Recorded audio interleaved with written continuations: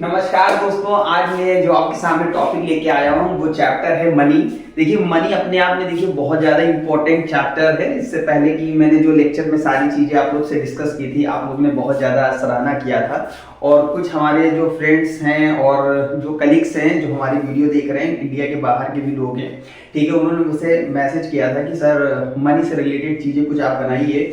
तो मैं उसका थोड़ा सा इतिहास आपको बताऊंगा, यानी हिस्ट्री के बारे में भी बताऊंगा। साथ ही साथ जो वीडियो और कंटेंट मैं बना रहा हूं उसको जो आप अप्रिशिएट करते हो उसके लिए तहे दिल से आपका शुक्रिया मैं अदा करता हूं। तो आज मैं ये चैप्टर जो स्टार्ट करने जा रहा हूं, मनी एंड क्रेडिट, इसके बारे में हम बात करते हैं। देखिए जैसे एक इंसान को सांस लेना बहुत जरूरी होता है, वैसे आज इंसान को मनी जो है वो बहुत महत्वपूर्ण है। अगर मनी के बारे में बात करूं, आज की डेट में हम कोई भी लेन देन कर रहे हैं या कोई ट्रांजेक्शन कर रहे हैं तो बदले में हमसे कोई व्यक्ति क्या करता है, पैसा लेता है। और ये जो पैसा लेने की बात चल रही है ना, ये बहुत ही ज्यादा मतलब कह सकते हो कि छोटे से छोटा बड़े से बड़ा हर व्यक्ति के लिए पैसा महत्वपूर्ण है। कई बार पैसा नहीं होता तो लोग सामान उधार दे देते हैं और कहते हैं भैया कुछ समय बाद आप पैसा मुझे दे दीजिएगा, तो इसको कहते हैं क्रेडिट। लेकिन ये जो दौर है सामान को खरीदना बेचना, ठीक है, फिर उधारी करना, तो इसका इतिहास क्या है? सबसे बड़ी चीज हमारे सामने आता है कि इसका पास्ट क्या है। तो हम पहले इसके पास्ट के बारे में बात करेंगे, क्योंकि कई बार हमारे सामने एक क्वेश्चन लोग लेके आते हैं कि सर जो ये मनी चैप्टर है वो उसमें इंपॉर्टेंट चीज क्या है। इंपॉर्टेंट चीज इसका सेंस आप ये सकते हो कि मनी हम पढ़ क्यों रहे हैं। तो बिना किसी देर के हम लेक्चर की शुरुआत करते हैं। सबसे पहले अगर हम बात करते हैं इस इतिहास के बारे में, तो आज से पहले अगर आप हिस्ट्री वगैरह अगर आपने प्रीवियस क्लास में पढ़ी होगी तो आपने पढ़ा होगा कि हमारे देश में इंडस वैली सिविलाइजेशन था। इंडस वैली सिविलाइजेशन जो कि भारत में अगर बात करें सबसे नॉर्दर्न वाले फेज में था, और उसी के अराउंड मेसोपोटामिया की सिविलाइजेशन था, इजिप्ट का सिविलाइजेशन था, ठीक है, और चाइनीज सिविलाइजेशन था। चार मेन इंपॉर्टेंट सिविलाइजेशन हुआ करते थे। तो उस समय क्या हुआ था, तो लोगों ने ट्रेड जब करते थे, व्यापार, तो वो कहते थे भैया आप एक काम करिए, आप जो ट्रेड कर रहे हो, जो भी आप व्यापार कर रहे हो, एक वस्तु के बदले वस्तु दिया जाता था। तो समय धीरे धीरे क्या हुआ, बदला। जब हम सामान के बदले सामान देते थे, यानी गुड्स के बदले गुड्स, जिसे हम सीसी इकोनॉमी कहते थे, कमोडिटी टू कमोडिटी। लेकिन समय बदल रहा था, चीजें भी बदल रही थी, तो लोगों ने कहा एक काम करते हैं, हम कोड़ी शब्द का इस्तेमाल करते हैं। कोड़ी जो है एंशिएंट टाइम में वर्ड इस्तेमाल किया जाता था, कई लोग इसको कुड़ी भी बोलते थे, ठीक है, और कहते हैं ना तुम क्या जानो 2 कौड़ी की कीमत या 3 कौड़ी की कीमत। तो इसका इतिहास जो है वो यहीं से निकल के आता है। तो एंशिएंट टाइम में क्या होता था, एक बार्टर सिस्टम चलता था, जहां पे सिस्टम अगर आप देखोगे where goods are directly exchange without the use of money, यानी कि मनी का एक फॉर्म होता था। आप यहाँ पे देख सकते हो, जैसे यहाँ पे एक व्यक्ति है जो यहाँ पे इसको फिश दे रहा है, बदले में ये इसको मीट दे रही। तो आप यहाँ पे देख सकते हो कि एक गुड्स जो है दूसरे गुड्स को एक्सचेंज करने में हेल्प कर रहा है। Here both the parties agree to sell and buy। भाई दोनों लोग रजामंदी हो जाती कि आप मुझे ये दीजिए तो मैं आपको ये दूंगा, ठीक। Each others commodity, this is known as double coincidence bonds। अच्छा, ये शब्द बहुत बार आएगा, डबल कोइंसिडेंस। कई बार होता है कि जैसे सपोज करिए इस व्यक्ति के पास फिश है, लेकिन इसको यहाँ पे मीट नहीं चाहिए, इसको यहाँ पे चाहिए वीट। तो इस कंडीशन में दिक्कत ये आ जाती थी कि ये तो चाहता है कि भैया ये महिला चाह रही है कि इसको फिश मिल जाए, लेकिन ये नहीं चाहता कि इसको मीट मिले। तो यहाँ पे क्या होता था, डबल कोइंसिडेंस बॉन्ड्स आ जाता था। डबल कोइंसिडेंस का मतलब क्या होता है कि अगर ये, जैसे अगर मैं इसमें एग्जांपल के रूप में देता हूं, अगर ये व्यक्ति कहे कि भैया आप है ना फिश मेरे से ले लो और बदले में आप मुझे मीट दे दो, तो यानी कि ये जब कंडीशन होती है, इनको ये पसंद है, इनको ये पसंद है, तो दोनों लोगों की वांट्स क्या, यानी इच्छा क्या है, सेम हो गई। जब इच्छाएं सेम हो गई तो इस कंडीशन को कहा गया डबल कोइंसिडेंस बॉन्ड। तो देखिए समय यहीं पे नहीं बदला, समय जैसे जैसे संभावना बदलती जा रही थी वैसे लोगों की विचारधारा यानी आइडियोलॉजी भी चेंज हो रही थी। Since money act as a intermediate, intermediate का मतलब होता है, जैसे आज की डेट में आपने प्रॉपर्टी डीलर का नाम सुना है, जहां पे बायर और सेलर को मिलाने का काम करते हैं, ठीक है। सेम कंडीशन में अगर हम बात करते हैं, money act as a intermediate in the exchange process, एक एक्सचेंज प्रोसेस में हेल्प करती है। It is called a medium of exchange. जैसे पंडित शादी कराने में मदद करता है दूल्हा दुल्हन की, मेरी बात समझिएगा, वो एक्सचेंज यानी कि वो जोड़ने में मदद कर रहा है। सेम यहाँ पे मनी क्या करती है, जोड़ने का काम करती है। यानी यहाँ पे तो कमोडिटी जोड़ रही है एक दूसरे को, लेकिन मीडियम ऑफ एक्सचेंज यानी कि जो मीडियम ऑफ एक्सचेंज है वही आपको जन्म दिया किसको, मनी को। लेकिन संभावना यहाँ पे ये भी आ रही थी ना, जैसे जैसे समय बदल रहा था लोगों के सामने सिचुएशन क्रिटिकल होती जा रही थी। कई बार लोगों को लगता था यार कि एक व्यक्ति जो कमोडिटी दे रहा और जो सामने वाला कमोडिटी दे रहा, क्या दोनों की वैल्यू सेम है। अब यहाँ शब्द आया वैल्यू। वैल्यू का मतलब होता है कि कोई चीज अगर बहुत अधिक मात्रा में है तो उसकी वैल्यू कम होगी, कोई चीज अगर कम मात्रा में है तो उसकी वैल्यू ज्यादा होगी। तो इस संभावना को जन्म दिया, जैसे ही संभावना जन्म लेती है तो वहां से आता है एक शब्द करेंसी। क्या आता है, करेंसी। लेकिन ये जो करेंसी है इसका भी इतिहास बहुत गजब का है। जैसे कि मैंने आपको बताया कि जो एंशिएंट टाइम में था वहां पे कौड़ी शब्द का इस्तेमाल किया जाता था। कौड़ी जो कि कमोडिटी टू कमोडिटी के बाद आया, ठीक है। कहे 2 कौड़ी की कीमत है तुम्हारी, 3 कौड़ी की कीमत है, हाँ, तो यहां पे कौड़ी शब्द इस्तेमाल किया जाता था। लेकिन जब समय बदला तो 16वीं सेंचुरी में शेरशाह सूरी नाम के व्यक्ति थे, ठीक है। अगर आपने इनका नाम सुना हो इतिहास में तो 16वीं सेंचुरी में इन्होंने रुपए शब्द का इस्तेमाल किया था, जिसे रुपया कहते हैं। लेकिन समय बदला और भारत में अंग्रेजों का रूल आया और 1861 का ये दौर था जब ब्रिटिशर्स ने क्या किया, भारत में पहली बार करेंसी लाई। और आपको मैं बता दूं सबसे पहली जो नोट थी वो 10 रुपए की छापी। समय बदलता गया, करेंसी बढ़ती गई और जैसे जैसे समय बदलता जा रहा था, ठीक है, करेंसियों में और चेंज आया। 1934 में आरबीआई बन गया और 1934 में जब आरबीआई बना तो इसने आरबीआई ने 1938 में इसने क्या कर दिया, जो ब्रिटिशर्स नोट छाप रहा था उसको टेक ओवर कर लिया और उसने 2 रुपए की करेंसी से शुरुआत की। 2 रुपए, ठीक है, 5 रुपए, 10 रुपए, इस तरह की करेंसी की इन्होंने क्या किया, शुरुआत किया। समय बदलता जा रहा था। उसके बाद क्या हुआ, भारत में देश की आजादी हो गई। जब देश आजाद हुआ तो वहां पे क्या हुआ, डेसिमलाइजेशन आया। डेसिमलाइजेशन का मतलब क्या होता है, उस समय पैसे की बात होने लगी। जैसे कहते हैं ना 1 रुपए, अगर आप कभी मम्मी पापा से पूछिएगा तो वो कहेंगे कि हमारे समय 1 रुपए 16 आने के बराबर होता था। किसके, 16 आने के बराबर होता था। और समय बदला, फिर 1 रुपए जो है आना की जगह रुपए कहने लगे, 100 पैसे आ गया, ठीक। और अभी समय बदल गया, अभी तो पैसे ही पूरा खत्म कर दिया, पैसे को पूरी तरीके से क्या खत्म कर दिया। अब सबसे छोटा जो रुपए होता है वो 1 रुपए का कॉइंस होता है। समय बदला, दौर बदला। 1 रुपए का भी इतिहास में बता दूं आपको, 1 रुपए की जब हम नोट की बात करते हैं तो ये 1917 का दौर था। 1917 के दौर में अगर मैं बात करूं तो उस समय क्या हुआ था, फर्स्ट वर्ल्ड वॉर चल रहा था। तो सरकार को क्या था, सिल्वर और गोल्ड इन सब की कॉइन्स को यूज हुआ जाता था। तो उन कॉइन्स को सेव करने के लिए उन्होंने कहा क्या करो, 1 रुपए की नोट पब्लिश कर दो। तो उन्होंने 1 रुपए की नोट पब्लिश कर दी। तो ये मॉडर्न हिस्ट्री का मैंने आपको कॉन्सेप्ट दिया एक्चुअल में मनी के बारे में। अगर मैं बात करता हूं करंट टाइम में जो मनी हमारी चल रही है, currency is a generally accepted form of money. अगर हम करेंसी के बारे में बात करते हैं, ये generally accepted form of money होती है इंक्लूडिंग कॉइन एंड पेपर, ठीक है, जहां पे कॉइन भी चलते हैं और पेपर भी चलते हैं। देखिए एक चीज और बता दें, ये मेटल्स हैं और मेटल्स 1 रुपए का जो मेटल होता है उसके बराबर का आपको वैल्यूज मिलती है। मेरी बात समझ में आ गई। और इसको चेंज किया गया। In India reserve bank of India issue the currency. Bharat में आपको याद रखना है, भारत में करेंसी छापने का अधिकार सिर्फ आरबीआई के पास है और हर करेंसी में एक्सेप्ट 1 रुपी नोट, हर करेंसी में अगर मैं बात करूं तो उसमें आरबीआई के जो गवर्नर होते हैं उनकी सिग्नेचर होती है। जैसे मैं आपको एग्जांपल के रूप में बताऊं तो मेरे पास अभी करंट टाइम में 500 रुपए की नोट मैं आपको दिखा रहा हूं। अरे भाई एक ही नोट है मेरे पास, ठीक है।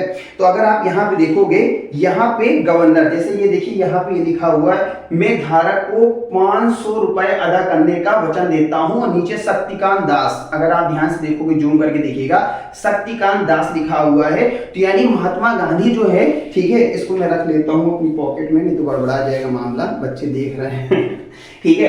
तो यहाँ पे अगर मैं बात करता हूं करेंसी के बारे में तो इस तरीके का कुछ एनालिसिस चलता है। और 10 रुपए का सिक्का देखिए, ठीक है, और रुपए का जो कॉन्सेप्ट है इसका भी मैं इतिहास आपको बताऊंगा लेकिन नेक्स्ट वीडियो में। तो अभी आपको ये समझ में आया कि जो करेंसी है एक ऐसा फॉर्म है जो हमें गुड्स को खरीदने और बेचने में मदद करता है, यानी मीडियम ऑफ एक्सचेंज होता है। साथ ही साथ जो हम डबल कोइंसिडेंस बॉन्ड्स की बात कर रहे थे, जहां पे कमोडिटी टू कमोडिटी आ रहा था, सबसे बड़ी दिक्कत यहां पे ये फंस रही थी कि हम गुड्स को एक्सचेंज कैसे करें। लेकिन जब करेंसी का मैटर आया, करेंसी क्या किया, हमारे गुड्स को आसान कर दिया, यानी हमारे ट्रेड के कॉन्सेप्ट को क्या कर दिया, आसान कर दिया। ठीक, तो यहाँ पे चीजें हमें इस बात को समझ में आ गई। अब हम बात करते हैं, जब हमारे पास पैसा आ गया तो कमोडिटी टू कमोडिटी में क्या होता था, हम पैसे को लॉन्ग टर्म में स्टोर नहीं कर पाते थे। भाई जैसे गेहूं है, चावल है, तो उसको हम अगर स्टोर भी करते थे कुछ समय में वो खराब हो जाता। तो इस कंडीशन में क्या होती थी, बड़ी दिक्कतें होती थी। लेकिन जब लोगों ने काम करना शुरू किया और लोगों के पास जब पैसा आ गया तो लोगों ने कहा हम इसको स्टोर करेंगे। क्या करेंगे, स्टोर करेंगे। तो स्टोर करने के लिए उन्होंने एक संस्था बनाई जिसका नाम है बैंक। अब बैंक का भी इतिहास बहुत पुराना है, मेरी बात समझ में आ गई, वो भी मैं आपको बताऊंगा। तो बैंक के बारे में बात करते हैं, other form in which people hold money. अब देखिए, अगर आपके पास जेब में पैसा रहता है तो पैसा खर्च हो जाता है, लेकिन जब बैंक में पैसा रहता है, ये पड़ा रहने दो, और बदले में अच्छा पड़ा क्यों रहने देते हैं ये भी समझ लीजिए, क्योंकि बदले में हमको क्या मिलता है, इंटरेस्ट मिलता है, ब्याज मिलता है। तो यहाँ पे ये चीज आपको ध्यान रखना है। तो money deposited in bank is the safe. सबसे जैसे घर में चोरी हो जाए, बैंक में हो जाएगी तो बैंक रिस्पॉन्सिबल है, ठीक है, with the bank and people also get interest. आप देखिए यहाँ पे उनको क्या मिल रहा है, इंटरेस्ट मिल रहा है, जो भी अमाउंट डिपॉजिट करेगा। भाई कोई इंसान किसी को पैसा क्यों देता है, कि बदले में कुछ एक्स्ट्रा मिल जाए, लेकिन इंसान को जब देता है तो कहते हैं भैया हम आप पैसा लेके भाग गए, उनको दिक्कत हो जाती है। लेकिन जो बैंक है, बैंक को क्या है, सरकार ने अथॉरिटी दी है आरबीआई के थ्रू कि आप लोगों का पैसा जमा कर लीजिए और बदले में कुछ उसमें एक्स्ट्रा अमाउंट पे करिए। तो जो एक्स्ट्रा अमाउंट पे करते हैं उसी को हम क्या कहेंगे, इंटरेस्ट कहते हैं। मेरी बात समझ में आ गई होगी अच्छे से। तो deposit in a bank account can be withdrawn, और आपको अगर जरूरत पड़ती है तो आप कभी भी पैसा विड्रॉ कर सकते हो on demand. Hence these deposit are also called demand deposit। ऐसे डिपॉजिट को क्या कहा जाता है, डिमांड डिपॉजिट, यानी जब आपको जरूरत है आप पैसे को क्या करोगे, विड्रॉ कर लोगे। आई होप सो इतना टॉपिक आपको क्लियर हो गया होगा, आप देख सकते हो। और साथ ही साथ एक और चीज आपको मैं बता दूं यहीं पे, तो जो बैंक होता है ना, इस तरीके से ये भी मीडिएटर का काम करता है। जैसे मैंने अभी प्रॉपर्टी डीलर के बारे में बताया, सपोज करिए कोई पर्सन यहाँ पे है, पीपल, ठीक है, और इसने इसको क्या दिया, 10 रुपए उधार दे दिया, ठीक है। ये बैंक में जाके पहले डिपॉजिट करेगा, सॉरी, ये बैंक में डिपॉजिट कर दिया। बैंक ने कहा हम तुमको 2 रुपए ब्याज देंगे। और यहाँ पे एक व्यक्ति आता है दूसरा, ठीक है, यहाँ पे मान लीजिए बी एक पर्सन आता है, ठीक है, और ये जो 10 रुपए है इसको लोन के रूप में मिल जाता है। किस फॉर्म में मिलता है, लोन के फॉर्म में मिल जाता है। तो ये कहता है भैया हम आपसे 5% क्या लेंगे, इंटरेस्ट लेंगे। भाई इनको जरूरत है पैसे की, तो बैंक कहता है हम आपसे क्या चार्ज करेंगे, इंटरेस्ट। और इनके पास खाली पैसा पड़ा है तो इन्होंने कहा तुम जमा कर दो, बदले में हम तुमको 2% दे देंगे। तो अगर आप ध्यान से देखिए यहाँ पे जो 3% का गैप आ रहा है, 5 - 2, तो जो 3% का गैप आ रहा है, ये बैंक का क्या हो गया, प्रॉफिट हो गया। आई होप सो आपको समझ में आ रहा होगा ये जो चार्ट में स्ट्रक्चर बना हुआ कि कोई भी बंदा बैंक में आता है, अपना पैसा जमा करता है और कभी भी पैसा निकाल सकता है। और यहाँ पे जो एक स्ट्रक्चर बना हुआ है, बैंक क्या करता है, इसको बंदे को लोन देता है, और जब लोन देता है तो बदले में बैंक इनसे क्या करता है, इंटरेस्ट चार्ज करता है। तो आई होप सो इस डायग्राम का भी मतलब आपको केस स्टडी आएगी, जब आप ये चैप्टर पढ़ रहे होगे तो आपसे केस स्टडी से रिलेटेड डायरेक्ट क्वेश्चन आपसे पूछे जा सकते हैं, ठीक है। तो ये चीज आपको ध्यान रखना है। इसी में आगे हम बात करते हैं चेक के बारे में। आज बैंक में अगर हम बात करते हैं तो बहुत तरीके के अलग अलग फॉर्म ऑफ मनी आती हैं, ठीक है, जैसे मेटल्स की करेंसी हो गई, ठीक है, तो मेटल्स के फॉर्म में आते हैं, चेक बुक में आते हैं, ठीक है। तो देखो चेक क्या है, पेपर इंस्ट्रक्टिंग बैंक है to pay a specific amount from the persons account, किसी भी व्यक्ति को पर्सन्स के अकाउंट में। जैसे यहाँ पे देखिए, मुझे एक व्यक्ति ने, आलोक कुमार वर्मा मेरा नाम है, और मुझे एक व्यक्ति ने कितना अमाउंट दिया, 500 करोड़ अभी मुझे चेक दिया उस बंदे ने, ठीक है। तो ये अमाउंट जो है, और इसका मतलब होता है अकाउंट पे ही चेक, यानी जैसे मैं अकाउंट में ये पैसा लगाऊंगा अपने, अगर उसके अकाउंट में इतना पैसा होगा तो मेरे अकाउंट में क्या होगा, ट्रांसफर हो जाएगा। तो देखिए क्या लिखा है, cheque is a paper instructing the bank to pay a specific amount from the person's account to the person whose name the check has been issued। तो यहाँ पे चेक किसके नाम इशू हुआ है? आलोक कुमार वर्मा के अकाउंट में, ठीक है। तो आलोक कुमार वर्मा जैसे अपने अकाउंट में ये चेक लगाएंगे, उनके अकाउंट में पैसा इतना ट्रांसफर हो जाएगा। तो facility of cheque make it possible to settle payment directly without the use of cash. अब यहाँ पे कोई व्यक्ति अगर कैश लेके आता है, पूरा बक्सा भर के लेके आता, भाई 500 करोड़, आप सोचिए मेरी तो ये क्लास भर जाएगी पैसे से, इतना पैसा है, ठीक है। तो वहां पे क्या हुआ, बिना किसी कैश ट्रांजैक्शन के आपके अकाउंट में डायरेक्टली पैसा क्या हो गया, ट्रांसफर हो गया। तो ये बहुत बड़ा क्या है, बेनिफिट है, ठीक। अब इसी में अगर हम बात करते हैं आगे, loan activity of bank. Bank loan क्यों देता है? सबसे बड़ी चीज है क्योंकि देखिए एक व्यक्ति ऐसा है जिसके पास काफी एक्स्ट्रा अमाउंट में पैसा है, और एक व्यक्ति ऐसा है जिसके पास एक्स्ट्रा अमाउंट में पैसा नहीं है, उसको पैसा चाहिए बिजनेस करने के लिए। तो बैंक क्या करती है, एज ए मिडलमैन के रूप में bank mediate between those who have extra fund, जिसके पास एक्स्ट्रा फंड है, and those who are need those fund, ठीक है, जिसको जरूरत है उससे। तो यहाँ पे जो इसके पास ज्यादा फंड है उससे डिपॉजिट करवा लेती है, और जिसको फंड की जरूरत है उसको फंड दे देती है। मेरी बात समझ में आ गई? Bank charge a higher interest. अब यहाँ पे बैंक क्या कर रही है, हायर इंटरेस्ट चार्ज कर रही है, जिसको वो लोन देगी, और जिससे वो पैसा मतलब जिससे पैसा उन्होंने लिया है उसे कम इंटरेस्ट देगी। जैसे कि अभी मैंने आपको समझाया था 5% और 3% के कॉन्सेप्ट को, सॉरी 2% था ना, तो यहाँ पे डिफरेंस अमाउंट 3% आया था। In India only 15% of deposit is kept with the bank. Bharat में आपको दो कॉन्सेप्ट ध्यान रखना है, एक आएगा CRR, एक आएगा SLR। इसे बोलते हैं कैश रिजर्व रेशियो, यानी कि अपना कैश RBI के पास आप कितना रखते हैं, और SLR का मतलब है आपके पास सपोज करिए 100 रुपए है, तो आप अपने पास 15 रुपए सिर्फ रख सकते हैं, बाकी आप लोन के रूप में दे सकते हैं। ये टाइम टू टाइम चेंज होता रहता है दोनों में, ठीक है। तो ये आपको ध्यान रखना है, हायर क्लासेस में आप और इसमें डिटेल एनालिसिस करोगे, ठीक है। तो ये चीज आपको समझ में आ गई होगी। अब टू डिफरेंट क्रेडिट सिचुएशन, अभी तो हम पैसे की बात कर रहे थे, अब हम क्रेडिट के बारे में बात करेंगे। क्रेडिट का मतलब होता है उधार। आप किसी व्यक्ति को जब उधार देते हो तो उसके दिमाग में बहुत सारी चीजें आने लगती हैं कि कोई व्यक्ति जब उधार दे रहा है अमाउंट, तो उसको क्यों दे रहा है। सबसे पहले उधार जब हम लेते हैं, जैसे अभी मैंने बताया, एक व्यक्ति ने डिपॉजिट किया, अगले व्यक्ति को लोन दे दिया गया, तो जो लोन दिया वो क्या है, क्रेडिट है। वो क्या है भैया, क्रेडिट है। और जो क्रेडिट का कॉन्सेप्ट है वो एक तरीके से क्या कहलाता है, लोन ही कहलाता है। Refers to the argument in which lender supply the borrower with the money and goods or service in return for the promise of future payment, और बदले में इस बात की श्योरिटी देता है कि भविष्य में आपको पैसा क्या किया जाएगा, वापस कर दिया जाएगा, ठीक है।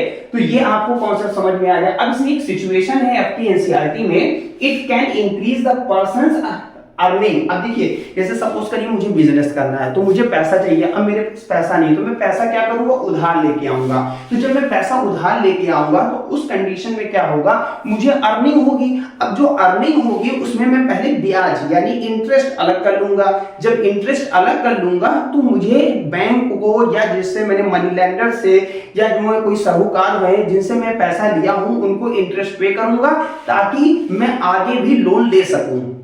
इतनी बात आपको समझ में आ गई होगी, ठीक है। तो यहाँ पे वही कहा गया है, credit in case play vital and positive role in the situation. जैसे आपके स्कूल में क्लास में एक सीजन के बारे में बताया, festival season. It is a festival season 2 months from now, and so manufacturer Salim has received an order from the large trader in a town 3000 pair of shoes to be delivered in a month time to complete production on time. Salim has to hire a few more workers for stitching and pasting work. He has to purchase the raw material to meet these expenses, and Salim obtained loan from the two sources. First asked the leather supplier to supply leather now and promised to pay him later. देखिए पहले क्या होता है कि भाई इसको है ना 3000 पेयर के क्या हुए ऑर्डर आए, तो ये क्या करता है, भाई इसके पास ऑर्डर ज्यादा आ गए, तो पहले जिससे ये सामान खरीदता है इससे कहता है भैया आप मुझे रॉ मटेरियल दे दीजिए, जैसे ही मेरा यहाँ पे सेल होगा तो हम आपको पैसा दे देंगे। तो एक उधारी तो ये हो गई, यानी अपने सप्लायर से इन्होंने उधार लिया। दूसरा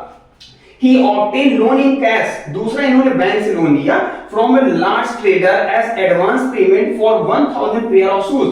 ये कोई ट्रेडर मतलब होता है व्यापारी, उससे उन्होंने लिया 1000 पेड़ का शूज और उन्होंने उनको वादा किया कि deliver the whole order by the end of the month, यानी जिससे उनको शूज बेचना था उससे उन्होंने कहा भैया हम आपको इतने शूज बना के दे देंगे, आप मुझे इतना पेमेंट एडवांस कर दीजिए। तो उन्होंने कहा ठीक है मैं आपको पेमेंट एडवांस, जब भी आप कोई सामान खरीदते हो बड़ा बल्क में तो वो कहते हो भैया हमारा जो मैंने प्रोडक्शन किया वो खराब ना हो जाए, मुझे किस बात की श्योरिटी कि आप मेरे से सामान लोगे ही, पता लगा मैं किसी से लोन ले लिया और आपने बाद में मुकर गए, तो कहते हैं भैया फॉर श्योरिटी पर्पस आप मुझे 5%, 10% या 15% जो परचेजिंग अमाउंट होगा उसका मुझे आप दे दो। तो बोलते ठीक है मैं आपको कुछ एडवांस दे देता हूं। At the end of the month Salim is able to deliver the order and make a good profit. बाद में उसने पूरा शूज बनाया और उसको प्रॉफिट हो गया and repay the money that he had borrowed, और उसने जो कर्जा लिया था उसको भी उसने क्या कर दिया, चुका दिया। तो इस तरीके आप देख सकते हो कि यहाँ पे एक फेस्टिवल सीजन था जहां पे डिमांड बढ़ी, डिमांड के बेस में उसने दो तरीके से मार्केट से पैसा उठाया, तो उस कंडीशन में उसका प्रॉफिट भी हो गया और काम भी हो गया, और इससे हमारी जो इकोनॉमी है बहुत अच्छे से क्या हो गई, कंट्रोल हो गई। तो ये चीज आपको अच्छे से समझ में आ गया होगा। अगर हम दूसरी सिचुएशन के बारे में बात करते हैं, इट में push the person into the डेब्ट। कई बार क्या होता है इंसान बहुत कर्जा ले लेता है, यहां से कर्जा वहां से कर्जा, हाँ फिर उसके बाद उसमें रेट ऑफ इंटरेस्ट लगातार लग रहे, तो इंसान क्या करता है कर्जा दे ही नहीं पाता। अल्टीमेटली क्या होता है वो परेशान हो जाता है, पैनिक हो जाता है। जब कर्जे के ऊपर कर्जा बढ़ने लगता है इस सिचुएशन को डेब्ट ट्रैप कहते हैं। क्या कहते हैं, डेब्ट ट्रैप। तो credit in this case pushes the borrower into the situation from which recovery is very painful। कई बार जैसे सपोज करिए आपने एग्जांपल देते हैं, सपोज करिए कि आप एग्रीकल्चर कर रहे हो और आपने बैंक से लोन ले लिया या किसी से लोन ले लिया, बढ़िया फसल दी, अचानक से बारिश हो गई या फ्लड आ गया या ड्रॉट आ गया, आपकी सारी फसल खराब हो गई। तो जो आपने कर्जा लिया है, अब आपकी तो फसल खराब हो गई, तो आप कर्जे का पेमेंट कैसे करोगे?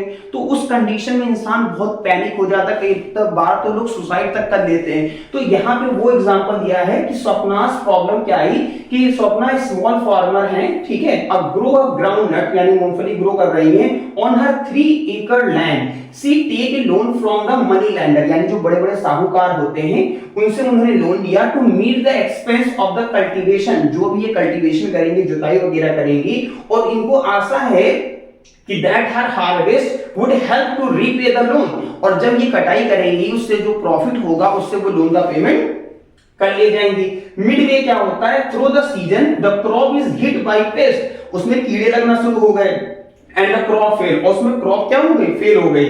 दो the Swapna spray her crop with expensive pesticide, उसके अलावा उसने बचाने के लिए पूरी कोशिश की, उसने कुछ दवाएं लेके आई, मेडिसिन लेके आई, मैं उसके ऊपर छिड़कूंगी जिससे वो कीड़े वगैरह मर जाएंगे। लेकिन हुआ क्या, it make little difference, she is unable to repay the money lender. भाई यहाँ पे तो दिक्कत आ गई, उसकी फसल खराब हो गई, मनी लेंडर से जो पैसा लिया था वो परेशान करने लगा।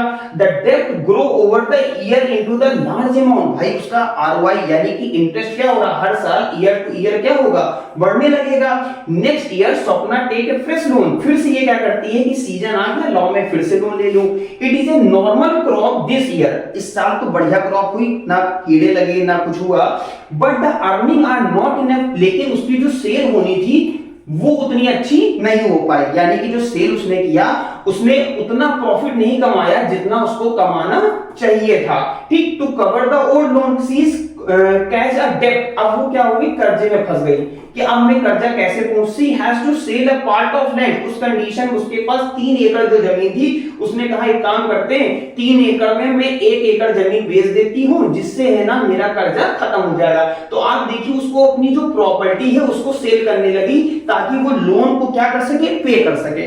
तो कंडीशन ये बताई गई, 2 फेज आपको समझाया गया, एक वो जहां पे बिजनेस सक्सेस था और एक वो जहां पे बिजनेस सक्सेस नहीं हो पाया। तो एक तो था सलीम का केस और दूसरा है स्वप्ना का केस। तो आपको दोनों प्रॉब्लम समझ में आ गई होगी।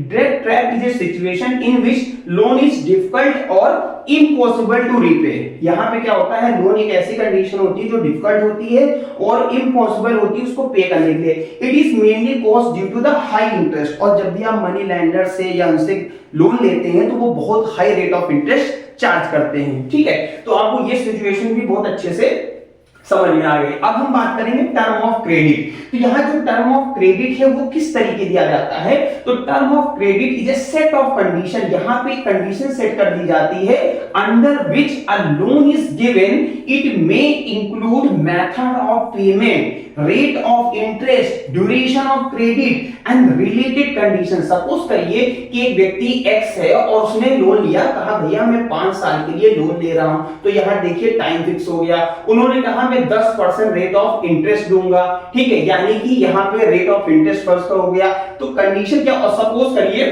उन्होंने कहा मैं लोन तभी दूंगा जब आप कोई प्रॉपर्टी मोर्टगेज रखोगे। मोर्टगेज का मतलब है कोलेटरल, कोलेटरल मतलब गिरवी रखेंगे, बिना गिरवी रखे हम आपको लोन नहीं देंगे। तो यहाँ पे कंडीशन रखी जा रही है, यानी टर्म ऑफ क्रेडिट। मैं किसी को उधार क्यों दूं भैया, एक कंडीशन तो ये होती है कि मुझे भरोसा है कि भैया आप पैसा दे दोगे, एक कंडीशन होती है यार पैसा तुम ना दे पाए तो क्या करूंगा मैं, तो मैं तुम्हारी प्रॉपर्टी को क्या करूंगा, सेल आउट कर दूंगा। तो यहाँ पे कहा है कि collateral is an asset that the borrower owns, borrower यानी जो बोरोवर है वो ओन्स करता है, चाहे उसके पास लैंड हो, बिल्डिंग हो, व्हीकल हो, लाइव स्टॉक हो, या किसी बैंक में उसने पैसा एफडी कर रखा, उसको कोलेटरल किया जाएगा and use this as a guarantee to a lender, और ये लेंडर को गारंटी दी जाती until the loan is repaid, और ये तब तक गारंटी दी जाएगी जब तक लोन का रीपेमेंट ना हो जाए। ठीक, property such as land, titles, deposit with bank, livestock are some common example of the collateral used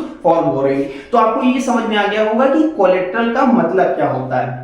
I hope आपको टॉपिक बहुत अच्छे से क्लियर हो रहे होंगे। तो कोलेटरल आपको क्लियर हो गया होगा एक्चुअली में कोलेटरल का मतलब क्या होता है। अब देखिए यहाँ पे अगर मैं बात करता हूँ credit source in India, Bharat में अगर मैं बात करूँ, एक वो चीज है जिसको सरकार ने मान्यता दी है कि भैया आप बहुत रेट ऑफ कम इंटरेस्ट, यानी कि जो इंटरेस्ट का रेट है वो बहुत कम करिए और आसानी से लोगों को लोन दे दीजिए। तो ऐसे सेक्टर को कहा गया फॉर्मल, जहां पे गवर्नमेंट परमिशन देती है कि आपको किसी भी तरीके की कोई दिक्कत नहीं होगी, सरकार आपकी पूरे सपोर्ट में है, रेट ऑफ इंटरेस्ट बहुत कम लगेगा, लोग भरोसा कर सकते हैं कि किसी भी तरीके की कोई दिक्कत नहीं आएगी। ऐसे सेक्टर को फॉर्मल सेक्टर कहा गया है। स्पेशली यहाँ पे बैंक के बारे में बात हो रही है, जहां पे गवर्नमेंट ने इनको लाइसेंस दिया है कि आप लोन दे सकते हो, और इनके ऊपर निगरानी रखने के लिए आरबीआई को बैठा दिया कि आरबीआई इनके ऊपर पूरी नजर रखेगा कि ये कितना लोन दे रहे हैं और किस तरीके दे रहे हैं। इतनी बात समझ में आ गई। तो देखिए लिखा है the various types of loan can be conveniently group as formal sector loan and informal sector. लेकिन कई बार क्या होता है, बैंक को लगता है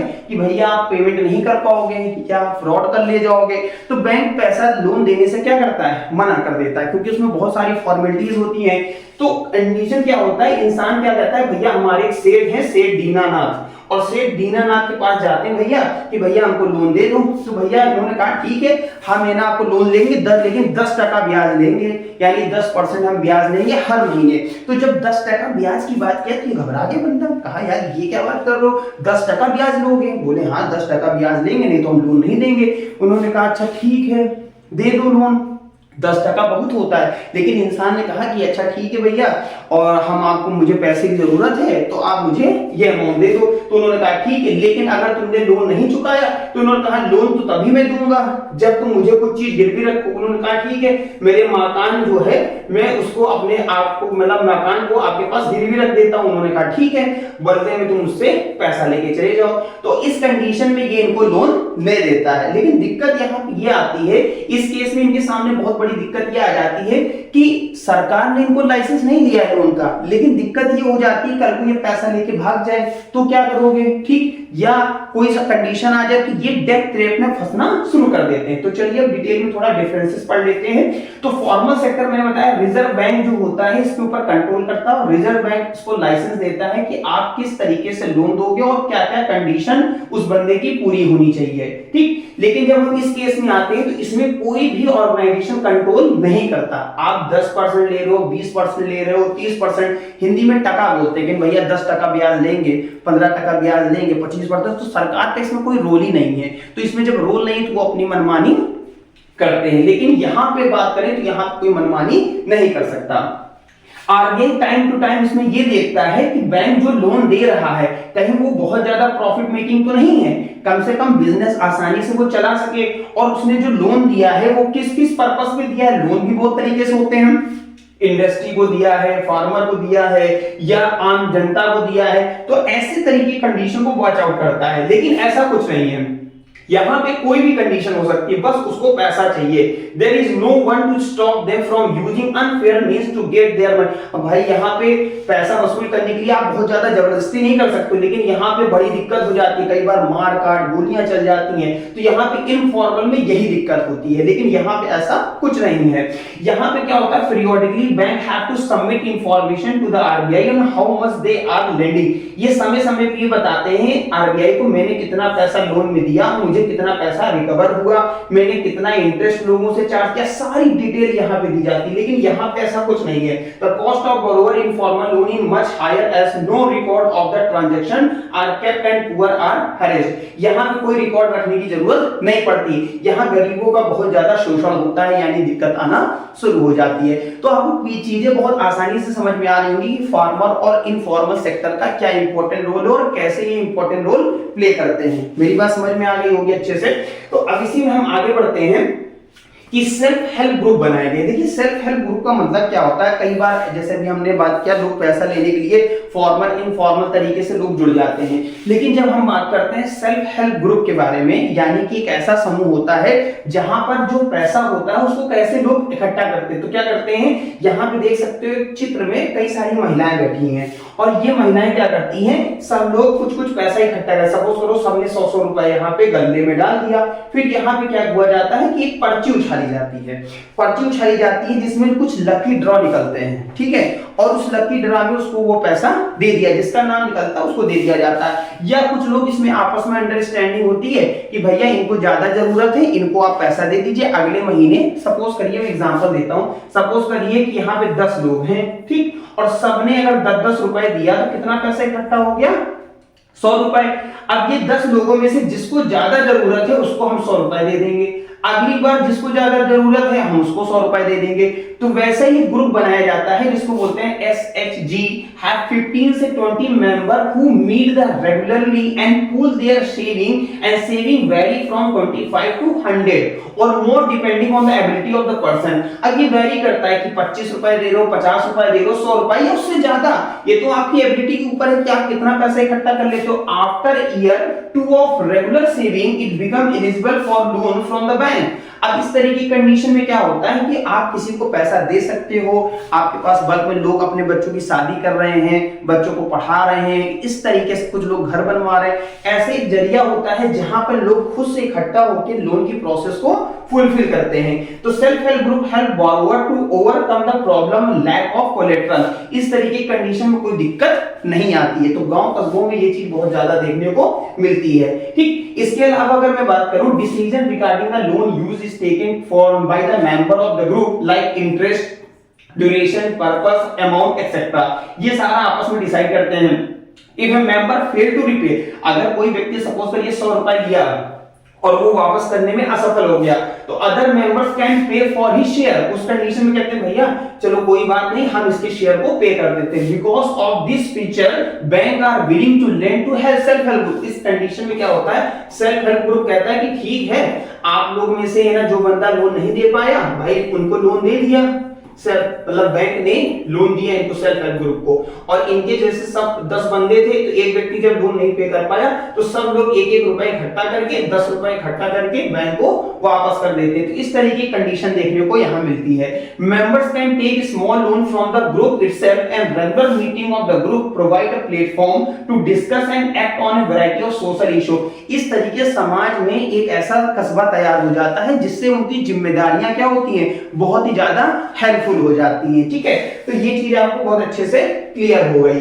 अब यहाँ पे जो मैं आपसे लास्ट और इन द लीस्ट टॉपिक के बारे में बात करूंगा कि अगर आपको लगता है कि इस मनी चैप्टर में आपको बहुत ज्यादा और डिटेल नॉलेज चाहिए या आपको बहुत डीप नॉलेज चाहिए, तो आप मुझे कमेंट बॉक्स में कमेंट करके बता सकते हो। जैसा इससे पहले कुछ भाई साहब ने बोला सर मुझे कोडी के बारे में जानना है, और भी कुछ लोगों ने मुझसे अलग अलग चीजों पे रिक्वेस्ट की। देखिए वर्ल्ड में जितनी कंट्रीज हैं according to UNO 193 observer state मिला दीजिए 195, एक और स्टेट है उसको मिला दीजिए 196। तो हर कंट्री में अपनी करेंसी होती है और करेंसी एक्सचेंज करने का एक वैल्यूज होती है। तो जिस तरीके आप मुझे कमेंट में बोलोगे सर आप मुझे ऐसे बना दीजिए, ऐसे बना दीजिए, तो मैं वो सारी चीजें आपको प्रोवाइड कर दूंगा।